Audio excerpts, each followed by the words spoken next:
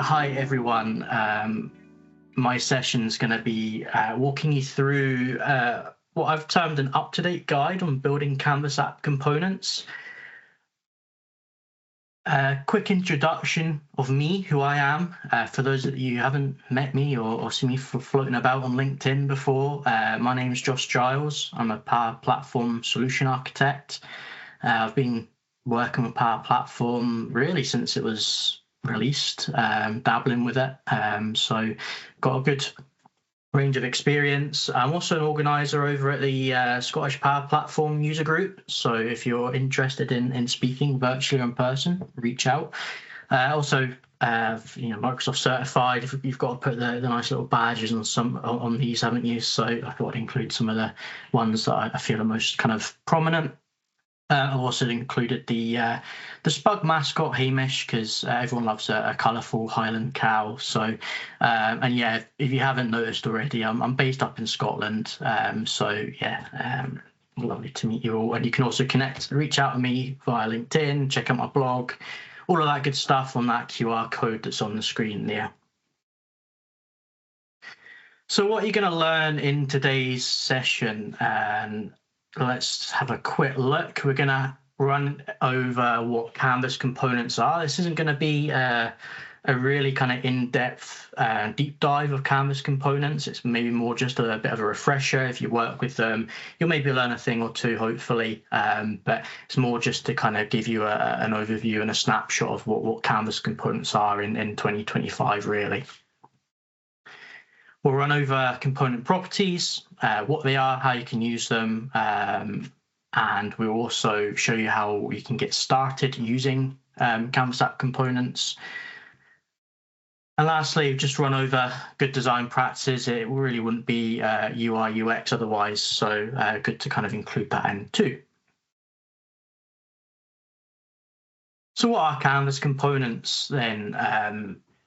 For those of you that don't know, they are kind of like reusable building blocks that we can then embed and use inside our Canvas apps and custom pages. Kind of like feel like if you've built Lego before, you're almost like building these like sub modules that you're then putting into the bigger build of a Lego kit. So kind of like that. And they're really useful for being reusable. There's a couple of ways we can kind of create components. The kind of preferred method is in a central repository, which is a component library, which then means you can reuse it across multiple apps, or you can use them kind of locally within a Canvas app or a custom page, which then means they're only going to be able to be used in that specific app or page. And with components, you can create UI elements or logic elements, really. So there's a couple of choices there, which we'll kind of jump into very shortly. So I just want to touch on what a component library is. I think these are probably the kind of core and kind of the most important aspects of building components, just kind of understanding what a component library is. So as I've already kind of mentioned, you can kind of create, share, reuse all the components in this kind of centralized repository, but then you can use, ALM tools, for example, and move this to different environments, reuse it. So it's a lot more flexible than if you had to create a component locally. As I mentioned just there, a central repository. So you're going to be enforcing consistency across your apps if you're kind of focusing on building components and letting app makers use them that way, instead of letting them all run riot and have multiple different looking apps in your tenant. If you make any changes to a component library, they're going to get pushed to all of the apps that are using said component that you've maybe changed. So again, it's a really neat and tidy way of building apps. On to component properties then, what they are, how they work. So a component's very kind of self-contained. So you've got to use these kind of properties to expose certain aspects of the component for your app and vice versa. Our first one is data. Effectively, you can pass data in and out of components. This is probably the most commonly, frequently used kind of property within components. We've then got functions, which allow you to perform those kind of specific calculations, logic-based type operations within a component. We've got events, which allows you to kind of see what's happened in the app, call kind of event logic, that type of thing. And then we've got actions, effectively very similar to kind of like function and events, but you can trigger sequences of operations and behaviors within components. So if we kind of look at data properties in a little bit more detail, there's a little graphic there, really kind of straightforward one that kind of describes and visualizes kind of how that works. But it kind of does what it says on the tin. So data properties have kind of two parameter types. You've got input and output properties. So for input properties, we can pass things into a component. Examples being if you want to maybe set a label on a bit of text within a component, that type of thing, or visibility of a component. That's what your input property is doing. I've got some good examples of that coming up very shortly. And then we've got output properties. Again, does what it says on the tin, right? It just lets you pass things from your component out of it. So things like if you've got a form field, you're letting users put data into that form field and you need to patch that. You want to get that data out of that form field, and output property is ideal for that. Next up is function properties. So effectively, they're like callable functions that you can call within the parent app to execute logic. The way I kind of visualize these, they've had a bit of traction recently as the user-defined functions. Are very similar to them and how they work. So, you can pass parameters in, it will execute the logic and it'll give you the result back, that type of thing. So I've got a good example of this as well coming up. Why is that not working? There we go. Yeah, so calculating business days is a great use case for this. I've got a kind of real world example of that I'll show you shortly. But the benefit of this over something like a user-defined formula is, you don't have to redefine the logic every time or recreate it. Again, you can just define it in the component library, just reuse it across apps. It's ready to go. So very, very straightforward. Next up, we've got event properties. Like I've already mentioned, you can kind of call or raise events in your component. So if you're a really kind of good example of this is a button click. You want to simulate a button click in a component. From your app, you can create an event property like on button click and then define what should happen. Again, I've just mentioned there, like the on select property, it's effectively using that. You can pass parameters to this though, which the example that I've got is using. So if we'll get to that, you can see kind of how the parameters work and what that's doing. Lastly, we've got action properties, which is, I guess, a bit of a combination of action, of formulas and events. A little bit different. You can trigger events and the app can respond to that with custom logic. Act as a bit of a communication bridge between the component and the app. Again, simulating a button click is a good example. You can use side effects and variables with action properties, so they're quite good, whereas functions and events you can't, I believe. So something to bear in mind. But yeah, correct me if I'm wrong there, please. So how do you get started with actually using components and actually bringing them into your applications? As I mentioned, use a component library. You can create that through the Maker portal. Preferably within a solution. If you're not using solutions to do this, then you should be. It just makes things more easier to manage and keep on top of and maintain. Again, through your Canvas app or your custom page, not preferred really, but you can do that as well.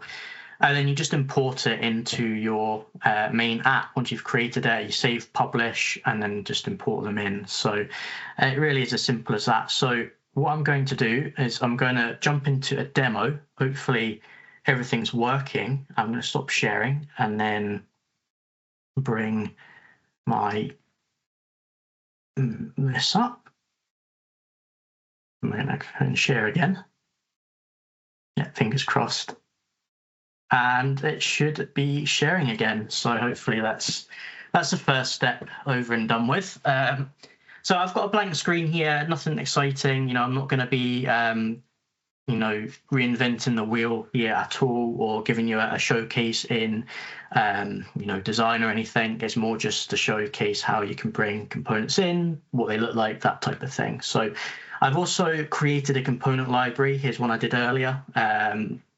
Type thing, and hopefully we can kind of see what that looks like. So components, as you can see, very much like a Canvas app when you actually start creating them.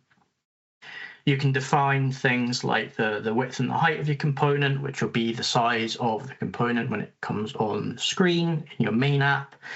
And then you can start just dragging and dropping, or using containers preferably, onto that canvas, much like a Canvas app. As you see here, we've got a text input field that I've created based off of the Fluent 2 controls.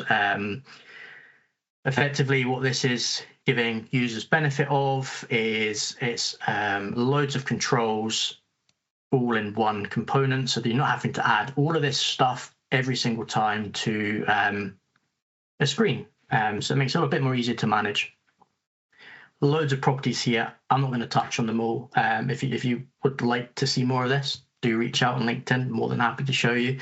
But there are a couple of things here which are really interesting. So, for example, if I want to look at some input properties, I've got loads here. But a great one I'll just showcase is around maybe like the validation state. So this is an input property. At the minute, it's set to none. All it's doing is it's controlling visibility of logic. So if I change this to error, there's a container that will then show a nice error message. So in my main app, I can then just mess around with validation and state that way. So it makes things really, really straightforward. Yeah, this is outputs as well. I'll show that shortly. The next one I'll show is the event button. So this is managing events. So there's an on button click event in this app. Effectively, all we're going to do is do a count based on what's set here. So we'll set a var count, increment a count by 1, and we'll just call that event using the event property, and then we're just feeding in an input parameter as well. So just so you can see what that looks like on here. So it's an event property type with a parameter of count, and that's not doing anything there. It's just set to a number. But what's really cool about this, obviously, if I do this in the component, click it, it's going to increment the counter every time. But we do it in the main app. Also, we can't click on that directly. We have to tell the app what it needs to click. So that's what that's doing. And then lastly, we've got a business days function, which again is just a function property. It set as output because we want to see what the result is. There's a start date and end date parameter, and there's a nice funky formula here that gives us business days between 2 dates. So very quickly, I'm going to jump in my app here, and we'll see what happens when we start adding these to our canvas in our main app. So when you import your component library, and the way you do that is you go to Insert and click Get More Components. You'll see all of your controls appearing here that you've got in your component library, and you can bring them all in as needed. So I'll just bring in the days function and the event function, and I think that's all of them I want to showcase. And then what we'll do here is there's another one that I missed. I think that's the input, and I want to just showcase as well. So if we look at the input here, obviously that's just what we see in the component library. I'm just going to add a label as well. And what's nice about this is I've got an output variable, an output property on my field. So I can just pick that from here. So it's just CMP field dot value. If I play this quickly and say test, hopefully, yeah, see, much like you would get out of normal text control input if you weren't using a component. But again, I've got all these additional properties to make things really configurable, like things like icons, if I want them in my component. I can control all of that through input components. So yeah, it makes it really straightforward and easy to use, which is nice. Now I'm just going to remove them quickly. On to the next one. We will look at the business days function here. Hopefully this works. It was playing up a little bit earlier, so let's have a look. So done that. I'm going to add 2 date pickers. I'm just going to copy and paste them. Do remember to rename your controls if you're doing this in anything more than a demo capacity, but hopefully this works in that now I could just call this component here. I'm going to use Copilot, no thank you, not today. And there it is there. And then it's going to use function.businessdays and it wants a start date. So I'm just going to say my date picker 1.selectedDate. And it wants an end date as well, so that's just going to be date picker @1.selectedDate. Close that. Now, all being well, fingers crossed, if I select today and I select Monday, it gives me 2 working days. So yeah, that worked good. So yeah, you can do some really cool things with this. Again, if you're using things like user-defined formulas, it's very similar to that as well. So it's quite cool. Lastly, I just want to show the event button. So again, this one's really straightforward. Obviously, I can't define the on-select of these buttons, but I've already defined them using an event property. You can see I've got that there, which is bound to that button anyway, so I don't need to do anything here. But you could use that if you wanted to call something else within your app. But if I click this button, it's it's incrementing our counter. It's doing what we want to do. So that's how you simulate that kind of on select in our apps using components. And very, very lastly, you can do some really cool things with components as well. So things like date ranges. I'll show you that quickly in a minute. But if we look at date ranges, there's a lot of logic, a lot of components that build that up. But using a component, it's one component. You're absolutely going to be more performant because you're using less controls. It's great. So, but you can create things like modern date pickers. It's really cool. So if you're not using components, it's definitely something to explore. It's really useful. And just to, just emphasize what that looks like in the component library with this date range picker, how the kind of complexity that there is with the amount of controls, you're reducing all of that to one in an app. So it's going to be more performant, better user experience, ties it all into UI UX. So really whistle-stop tour demo. Hopefully I'm not going over. I'm finishing up now, I promise. So I'm just going to stop sharing and reshare my slide deck. Reshare that. Done. Yeah, so the last things, it wouldn't be an Allies call if you didn't mention user interface and user experience. Just some real kind of considerations when building components is, if you're designing, build your components to, app branding, corporate branding, build a library of components that, you and your app makers can reuse, keep them accessible. Consistency in your design, they should look the same as your other controls. If you're using a classic control and you put modern control on, that stark contrast is going to be really jarring for users, and your app makers are probably going to hate you, so don't do that.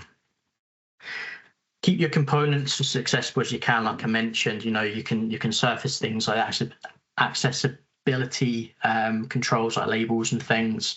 There are limitations there. I can't remember what they're off the top of my head, but things like galleries and stuff, we all know they're not as accessible as they should be, so just keep that in mind. Keep your components simple. Yes, we can create really cool, complex components, but don't overcomplicate them. Don't go down rabbit holes and make things really complex. So keep them as simple as you can, as much of the time as you can. Yeah, don't make them hard to use, make them intuitive. If you've got lots of controls, properties, document them, comment them so your app makers know what to do when they're actually using them so they can't do anything wrong. And that's it from me. A massive thank you to the organisers for letting me speak, and for everyone here for listening to me ramble for however long it's been. So thank you very much.